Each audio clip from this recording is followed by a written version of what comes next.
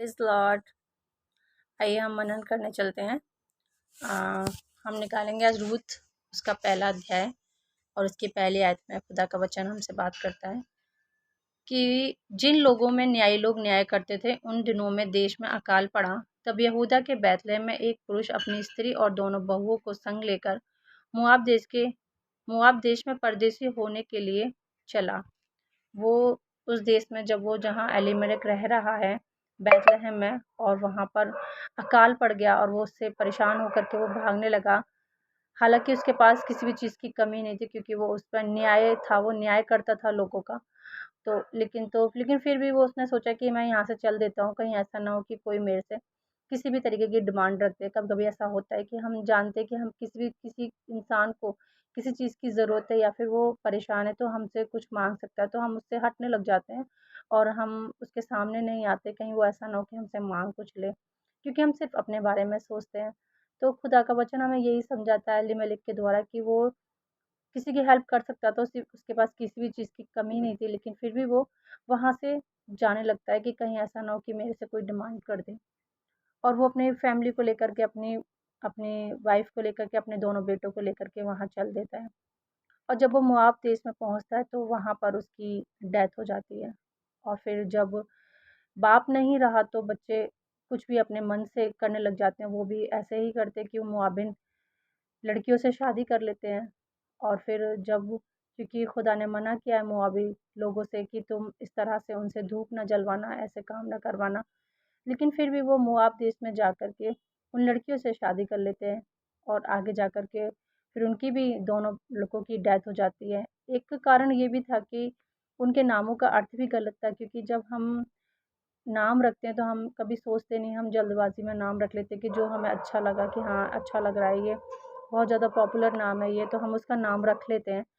ऐसे ही उनके नाम थे। उसके पहले बेटे का नाम था महलोन और दूसरे का नाम किलोन था। कि महलोन का मतलब होता है बीमार और किलोन का अर्थ होता है छेदना। और वो बीमार रहने लगे और वो अपने बाप के बाद वो भी ख़त्म हो जाते हैं और लास्ट में नुआमी और उसकी दोनों बहुएँ रह जाती हैं। और जब नुआमी परेशान हो जाती है कि अब मैं क्या करूँ, तो वो अपनी बहुओं से कहती है कि तुम चले जाओ अपने मायके और तुम जा कर के दूसरी शादी कर लेना ताकि तुम विश्राम पाओ। मैं तुमसे बहुत खुश हूँ, तुमने अपने अपने पतियों के संग अच्छा अच्छा व्यवहार करा, अच्छी मित्रता निभाई, मेरे संग अच्छा किया। अब तुम जा कर के अपने घर चले जाओ। लेकिन वो जो है वो रोने लग जाती हैं बिलख-बिलख करके बहुएँ जो होती हैं, क्योंकि फिर वो नोआमी कहती है कि नहीं, मेरा जो दुःख है ना वो तुमसे ज़्यादा है, मेरा दुःख है बहुत ज़्यादा है, क्योंकि अब तो मेरे पास कोई आशा भी नहीं है, मेरे पास हस्बैंड भी नहीं है कि मैं तुम्हारे लिए कुछ कर सकूँ। तो जो उसकी जेठानी होती है तो वो समझ जाती है बात को और वो जाने लग जाती है। लेकिन छोटी वाली जो होती है वो मना करती है रूथ कि नहीं, मैं नहीं जाऊँगी। वो कहती है कि आज से जो तेरे लोग होंगे वो मेरे लोग होंगे, जो तेरा परमेश्वर है वो मेरा परमेश्वर है। जहाँ तू मरेगी वहाँ मुझे मिट्टी दी जाएगी, वहीं मैं मरूँगी। वो अपने मरने तक के बारे में बोल देती है कि मैं कहीं नहीं जाऊँगी तुझे छोड़ कर के, मैं तेरे साथ ही रहूँगी। और वो रोने लग जाती है। वो तो फिर वो कहती है कि ठीक है। तो फिर जब वो उसकी जेठानी तो चली गई लेकिन वो उसके साथ में, और वो फिर से सुनते हैं कि हाँ, अब बैतलहम में अच्छी चीज़ें होने लगी है, खाने-पीने का अच्छा होने लगा है, अब अकाल ख़त्म हो गया है, तो हमें ऐसा करना चाहिए कि हम वहाँ दोबारा से जाएँ और वहाँ पर देखें कि क्या होता है। तो जब वो दोनों सास-बहू एंट्री कर रही होती हैं उस गाँव में, तो देखते हैं कि वहाँ अच्छा हो रहा है, तो लोग देख कर के कहते हैं कि देखो नुआमी आ गई, नुआमी आ गई।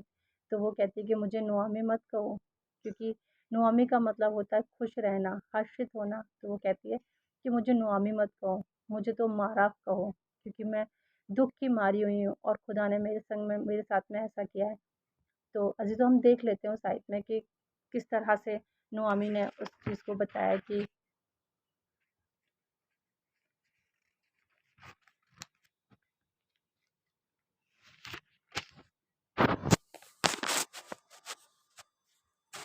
देखिए, रूत उसका पहला अध्याय और उसकी 20 आयत में लिखा है, उसने उनसे कहा, मुझे नुआमी ना कहो, मुझे मारा कहो, क्योंकि सर्वशक्तिमान ने मुझको बड़ा दुख दिया है। मैं भारी मैं भरी पूरी चली गई थी, परंतु यहोवा ने मुझे छूछे करके लौटाया है। वो कह रही है कि मुझे नुआमी मत कहो, जो सर्वशक्तिमान है उसने मुझको बड़ा दुख दिया है ना। मैं तो भरी पूरी गई थी यहाँ से, सब कुछ था मेरे पास, किसी भी चीज़ की कमी नहीं थी। वो लोग रुक सकते थे वहाँ पर, भरे पूरे थे, फैमिली अच्छा था, चल रहा था, सब कुछ था, पति था, बच्चे थे। और एक वाइफ के लिए क्या खुशी की बात है कि उसके संग उसके बच्चे हैं। तो वो कह रही कि मैं भरी पूरी यहाँ से गई थी, अब मुझे मुझे मारा बोलो, मुझे मत बोलो नुआमी। वो बहुत ज़्यादा दुखी है और उसका दुख का ठिकाना नहीं है कि वो क्या करे, उसके कुछ समझ में नहीं है। तो वो रो रो करके कह रही है कि मुझे अब नुआमी मत कहो, मुझे मारा कहो, क्योंकि सर्वशक्तिमान का हाथ मेरे विरुद्ध उठा है। जब हम कुछ ऐसा करते हैं कि खुदा की नज़दीकी में हम जा कर के और हम पीछे देखते हैं कि हाँ हमें इससे ज़्यादा मिल सकता है, हम इससे ज़्यादा अपना समेट सकते हैं, बचा सकते हैं, तो हम हमेशा गलतियों में फंस जाते हैं और उन गलतियों की कभी भरपाई नहीं होती अजीज़ों। तो हमें अपने आप को सतर्क रखना चाहिए, परमेश्वर के वचन के अनुसार हमें चलाना चाहिए।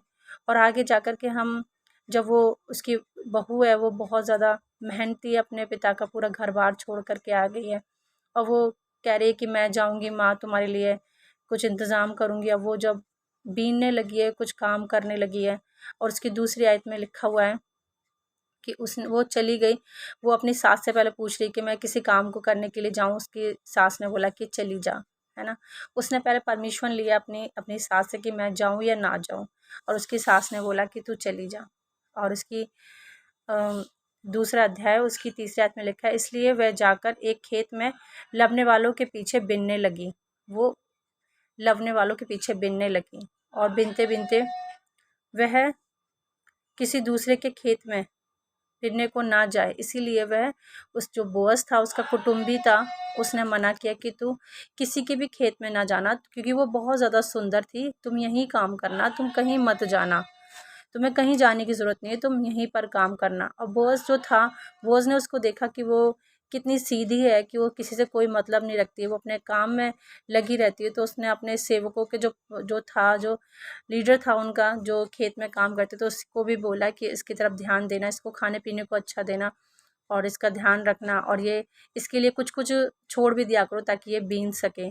और ऐसा ही हुआ, वो इसके थोड़ा थोड़ा छोड़ दिया करते थे ताकि वो लास्ट में बीन लेती थी। और वो फिर उसके जब बोअज़ ने उसको देखा तो बोअज़ ने बड़ा खुश हुआ कि तूने एक नए देश में आई जहाँ तेरे लोग नहीं थे, जहाँ तेरा परमेश्वर नहीं था, तूने उसको अपना परमेश्वर बनाया, अपनी सास का इतना ध्यान दिया, किसी भी अमीर के आगे पीछे नहीं गई, है ना, लेकिन सिर्फ खुदा के डर में रही।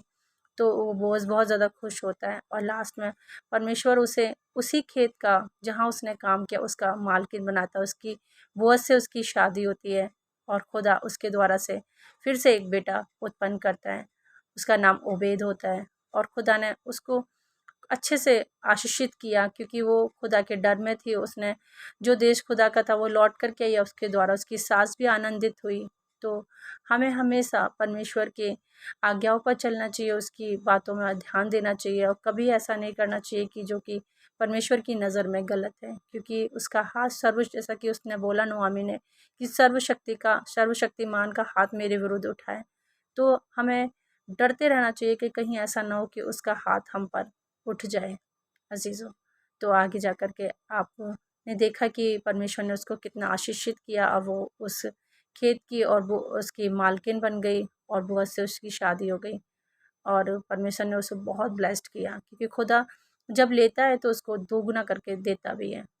और परमेश्वर ने इस वचन के द्वारा आप सभी को भी आशीषित करे और आपको भरे उस तरह से कि आपके पास किसी भी चीज़ की कोई कमी ना हो। परमेश्वर आपको ब्लेस्ड करे। आमीन। आइए हम दुआ में छोटी सी दुआ में चलते हैं। Hallelujah, hallelujah. धन्यवाद यीशु, धन्यवाद, धन्यवाद, धन्यवाद, धन्यवाद हो खुदावन यीशु मसीह।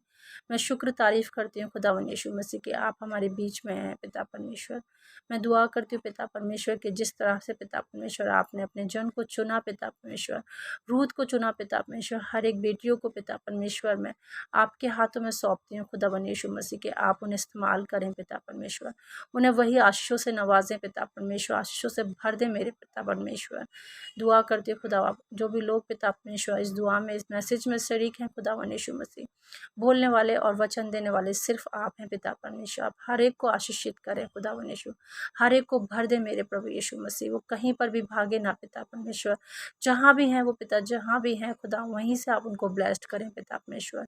उनको हयात दें पिता परमेश्वर की, ताकि वो कहीं पर भी ना जाएं पिता परमेश्वर। यीशु मसीह अपना हाथ उन पर बनाए रखे पिता यीशु, आपके मीठे पवित्र नाम से, यीशु के नाम से मांगती हूँ, आमीन। God bless you.